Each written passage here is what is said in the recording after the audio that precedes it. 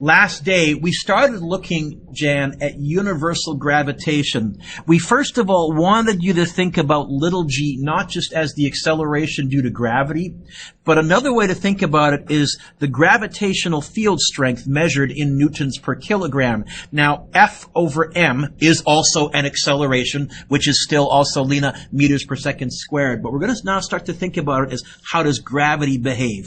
We said that there was a couple of ways that you could measure little g. We did one of them last year when we dropped objects and timed how long it took them to hit the ground. We measured the distance, and we tried to calculate the 9.8. Again, with our terrible equipment, I was happy if you were anywhere close. But with good equipment in a vacuum, you can get the 9.8. Or you can also hang a mass on a Newton scale, and that will measure the gravitational field strength as well. But what if you want to measure the gravitational field strength on a planet you haven't visited yet? Newton found that little g depended on the mass of the planet that was sending out the gravitational field. And Nick, it depended on the square of the distance from the center of the planet, but it got smaller as the distance got bigger, so the r squared was on the bottom. Then we said the problem with this is that would give you what? Kilograms per meter squared. It will not give you newtons per kilogram. You need a conversion factor. That was big G. It's on your formula sheet. During this next unit, you'll probably end up memorizing that big G is 6.67 times 10 to the negative 11. Some of your calculators might have it pre-programmed in. If you look on the back case, you might have some constants pre-programmed. You can certainly use that big G because it's less typing than typing in every time 6.67 times 10 to the negative 11. It's a lot of typing. Some of your calculators might not, but I think that one might in particular, Keegan. Okay? Oh, no, maybe not. I know probably someone here has a calculator that on the inside cover, it has a whole bunch of mathematical constants. Yeah, so you can feel free to use that if you want. Okay? What you might find, I think their big G, Quinn, is not 6.67. I think it's 6.671 or something like that. You might notice your fourth or fifth sig fig is different from what I get up here. Don't panic. As long as you're good to 3 sig figs will be the same. All right. We said that I showed you the Cavendish experiment, the very clever experiment to measure big G, because big G, as Nick eventually realized, 6.67 times 10 to the negative 11, is that a really big number or a really small number? Really small. And Newton couldn't come up with an experiment to measure. That's crazy small. Right? That's to the negative 11, that's 10 zeros, then the 6 after the decimal point. But Cavendish was able to measure it. One of the first things he did was he found the mass of the Earth. This was the first indication that the Earth isn't rock all the way down, because the answer he got was far bigger than he was expecting. We got to here. So now let's talk about universal gravitation. I think also I said to you yesterday, I didn't give you this equation on your formula sheet. I did in disguise. So patience. Yeah, you want your blue sheet in front of you. So we have said that gravity is a force that exists between the Earth and masses on its surface. Actually, gravity is more universal than that. Sarah, any objects that possess mass are sending out a gravitational field. All of you right now are sending out a very small, negligible, we ignore it, but you're all sending out a gravitational field. All of you are tugging on one another gravitationally. It's so ridiculously small that if we tried to calculate it on our calculator, we might even get 0 as an answer. You get a small answer. Okay. Gravity is universal. It exists between any two masses in the universe. The diagram below shows two masses, big M and little m. We'll often use big M as our shorthand for the planet and little m as our shorthand for the satellite or the moon or whatever is orbiting the planet. So you know what? Let's even make this Earth, and let's make this the moon. So definitely the Earth is tugging on the moon. Does the moon have mass? So it is tugging on the Earth. Which force is bigger? We're going to vote. A, the force exerted by the Earth is bigger. B, the gravitational force exerted by the moon is bigger. Or C, they are the same. Once again, we're going to vote. Once again, how you hold your hand up is how sure you are of the answer. So, who says, Mr. Dewitt, clearly the force that the Earth exerts on the moon is bigger? Got one? Two? Two? No, the moon is exerting a bigger force, tides and things like that. No one? They're the same. Why are they the same? Yeah? Forces come in pairs. Newton's third. And don't feel bad, by the way. This is a common mistake. Those of you that voted for A, Newton's third. A lot of people will say, well, wait a minute, Mr. Dewick. The moon has a smaller mass. It can't be the same force. It's the same force. Now, the moon will accelerate more than the Earth. Smaller mass, but same force. Okay? Same force. The moon does affect the Earth, though. There's enough of a wobble. It makes tides and other things as well.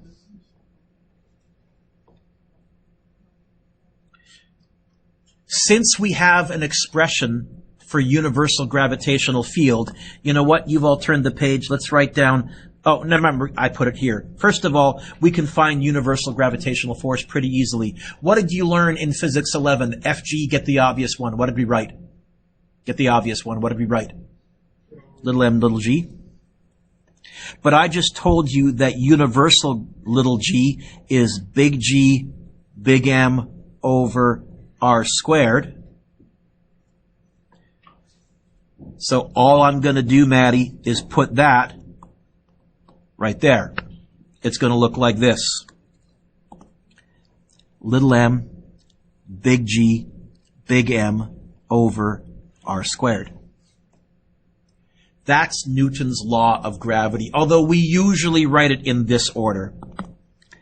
Fg equals big G, the conversion factor, the 6.67 times 10 to the negative 11, and then M1, M2, or big M, little m, depending on what we're looking at, divided by r squared, the distance between them.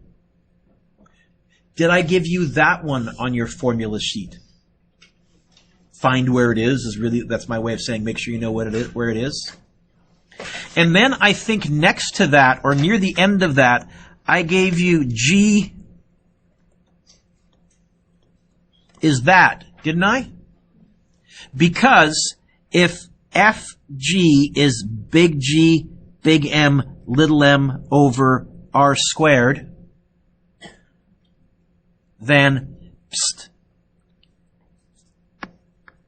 that's G. Because mg, little mg, still has to work from Physics 11. So I did give you this equation, sort of. I gave it to you like this. What I'm really saying is, if you take this equation, cross out one of the masses, that's your universal acceleration due to gravity, your universal gravitational field strength. It's that. Okay? Now I got to undo all that, Mr. Dewick. So let's go like that, like that, like that, like that, like that, like that, like that, like that, like that, like that, like that, like that, like that, like that, like that. There we go. Okay? So I did that on purpose. I thought about giving you this equation, but what I really wanted you to realize is it's the obvious one in disguise and done more complicatedly. So in the box on the next page, here we go. The force of gravity between any two objects, big G, 6.67 times 10 to the negative 11, so that you get an answer in newtons.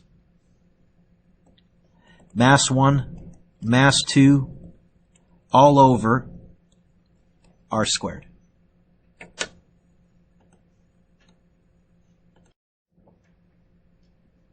Example 3 says calculate the gravitational force between two 1 kilogram masses separated by 1 meter.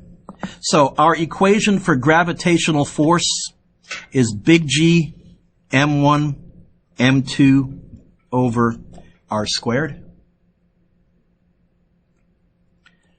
What was big G as a number? And this is my way of making sure you know where it is on your formula sheet, so make sure you can find it, Keegan. Don't just sit there. What is big G? Nick?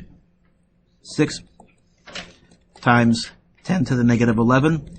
And in this question, what's M1? Good. What's M2? Cohen, put your calculator down.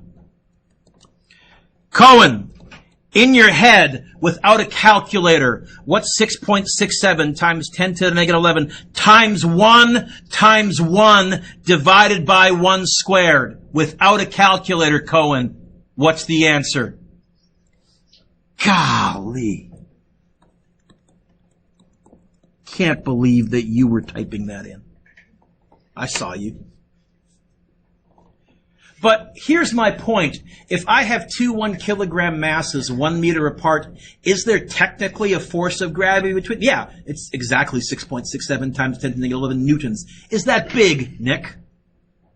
No.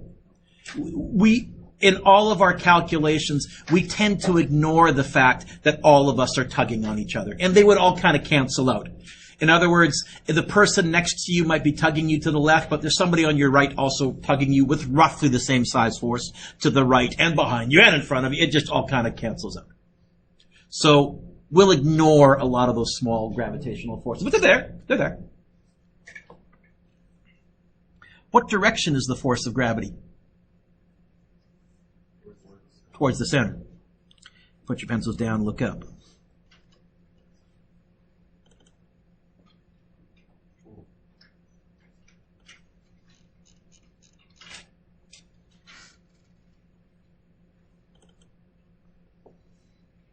See if you can figure out what's going on.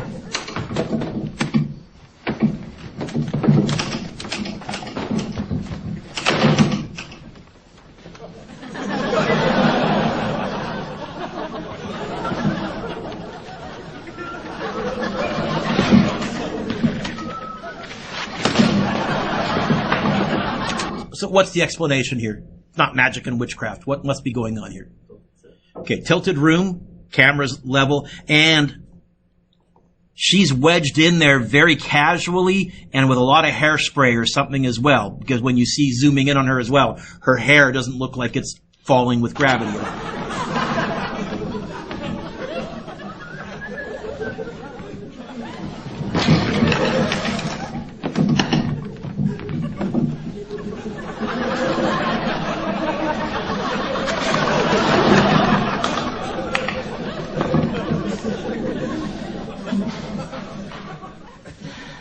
Drinking? No.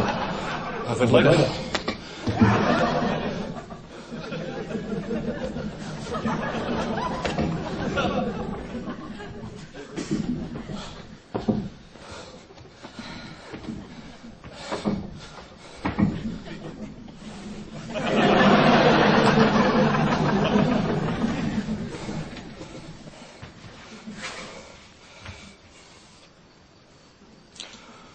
Tea?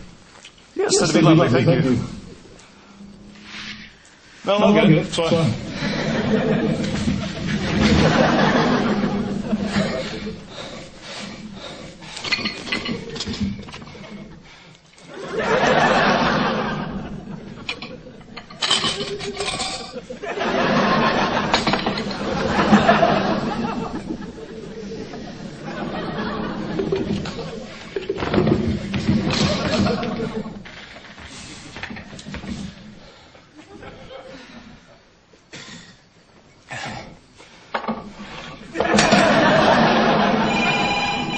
Hello?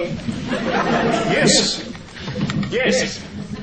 Yes, this is he. Right. Certainly.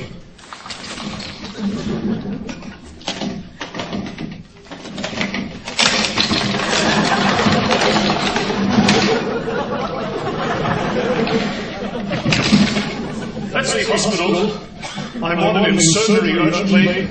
I must leave immediately.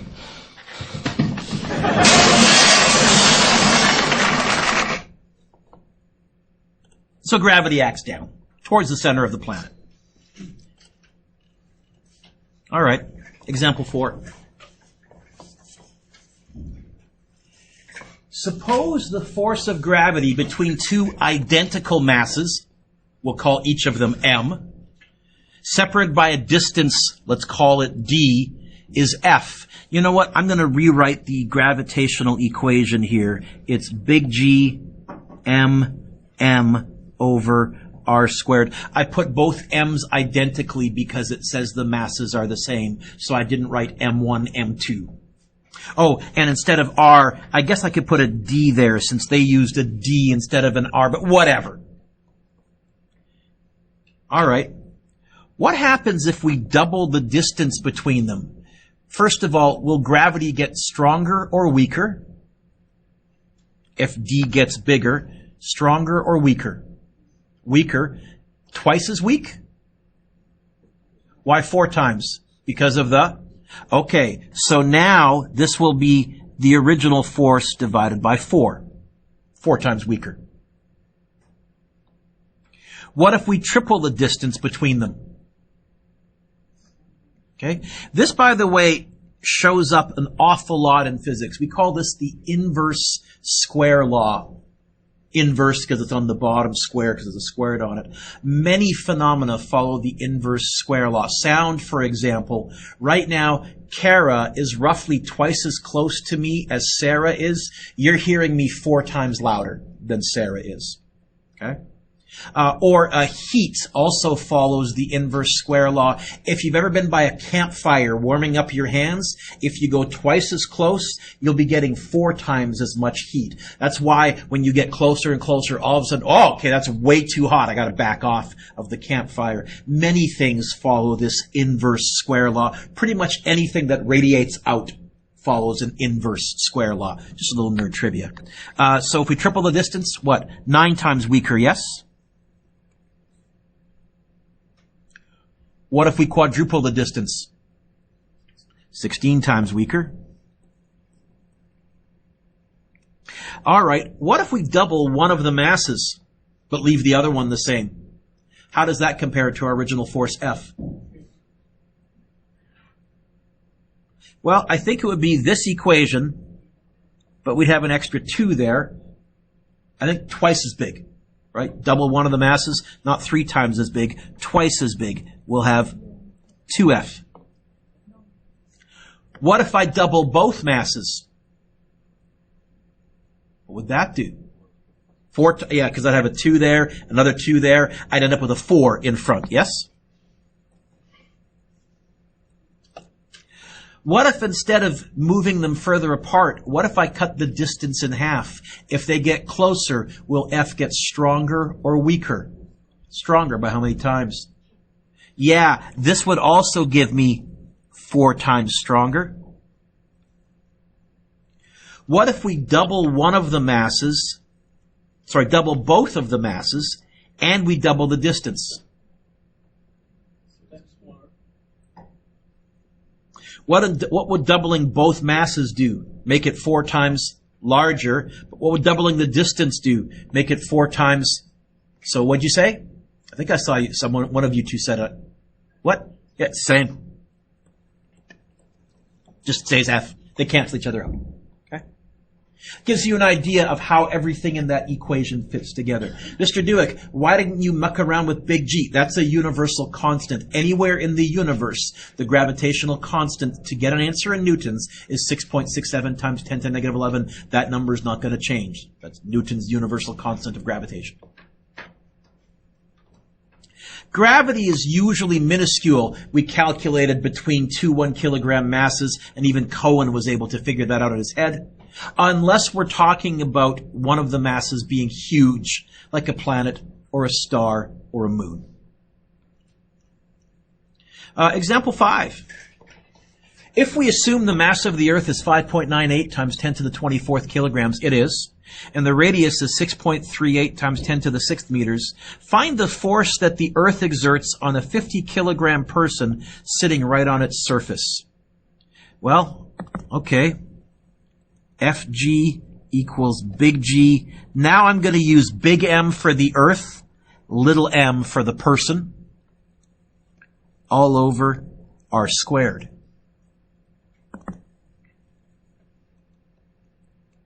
Nick, what's big G?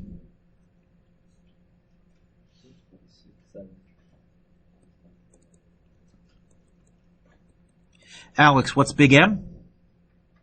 Mass of the Earth, they told me. It's also on your formula sheet, but I told you in the question. What is it?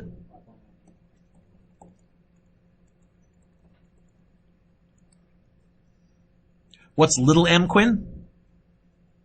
The person? No, the person. Little m. Yes. Lena, what's the radius of the Earth? And don't forget the squared. This is the type of thing you're going to be typing like crazy over the next few lessons. So all of you should try typing this into your calculator. And thank you, Nick. Candy for you. Look at you in the front row. Positive 24. I don't know why I put a negative there. Thank you. Oh, wait a minute. I can do this in my head. Sure I can. It's going to be cancel that. 490? Is that right? I think you're going to get 490. I might have made a mistake. I'm doing a lot of math in my head. Kara, try typing this in. Yeah, all of you want to find out how to do scientific notation on your calculator. Are you able to type that in? You make sure you can. You cannot? What? You mean I was right when I said your calculator wasn't going to be sufficient? Are you able to buy a better one? Otherwise, I can give you a loaner. Okay? Talk to me later. But you can't use your phone anymore. Good. Let me pause for a second. If you didn't get 490, you should have found, I think it's 489.9, like it's 490, right? Now, there's no way I did that in my head. I was showing off. What I did is I said mg still has to work because the obvious one. I went 50 times 9.8 in my head, 490. But the fact that we get the same answer using get the obvious one and our more complicated version, that's kind of a check that this is correct. All right? So I wrote down here, this should not be surprising because when we calculate the force of gravity, we get 490. By the way, this equation has 1 force, 2 m1, 3 m2, 4 r squared. There's 4 variables, and as far as I'm concerned, I can give you any 3, get the 4th one by itself. I won't ever ask you to get the big G by itself because that's always 6.67 times 10 to the negative 11. Don't mix up big G, 6.67 times 10 to the negative 11, with little g, which is the gravitational field strength, 9.8 on the Earth, different everywhere else in the universe. What's your homework? Okay. Number 1 is good. Skip 2. Number 3 is good. This is also letting you know what's on your data sheet. Okay. We're going to skip 4. We're going to skip 5. 6 is good. 7 is good. So number 7 wants you to find the gravity field, not the force, which means you're going to be doing this one. And it's told you it has twice the mass of the Earth, so 2 times whatever the mass of the Earth is, and 5 times the radius, so on the bottom 5 times whatever the radius of the Earth is, and that should tell you its gravitational field strength. 8 is good. 9 is good. 10 is good.